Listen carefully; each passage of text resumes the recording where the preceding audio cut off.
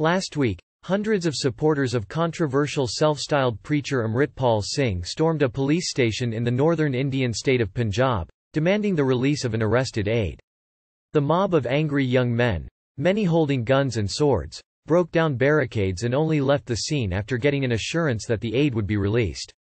Police officials later claimed that they had been unable to stop the crowd as they were carrying a copy of the Guru Granth Sahib, the holy book venerated by Sikhs, as a shield. The events propelled Singh, who is around 30 years old and says he supports the Khalistan movement for a separate Sikh homeland, to national attention. What also raised eyebrows was Singh's appearance, which resembled that of the man he claims to draw inspiration from, Jarnail Singh Bhindranwale, a preacher accused by the Indian government of leading an armed insurgency for a separate Sikh homeland in the 1980s. He was killed in the Indian Army's controversial Operation Blue Star in 1984. During the insurgency, which lasted about a decade, thousands of people lost their lives.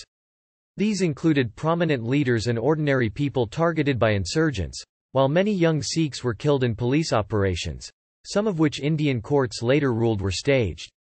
Punjab still bears the scars of that violence. What we are seeing in Punjab definitely forces you to think whether we are headed back to the dark era of militancy, says Shashi Kant, a former Director General of Police in Punjab. The atmosphere of fear is real. But some argue that Singh's popularity has been blown out of proportion. Even though the sentiment of separatism never died down completely, it did lose popular support in the 1990s. Not everyone in the state supports people like Amritpal Singh and their demand for a violent movement. It is still a very small chunk of the population, says Professor Parminder Singh, who teaches at the Guru Nanak Dev University in the state. Punjab Chief Minister Bhagwant Mann has also said that, everyone lives in harmony in the state and that there is a special bond between communities despite attempts to destroy it. 1,000 people don't represent Punjab, he said, referring to Singh's supporters.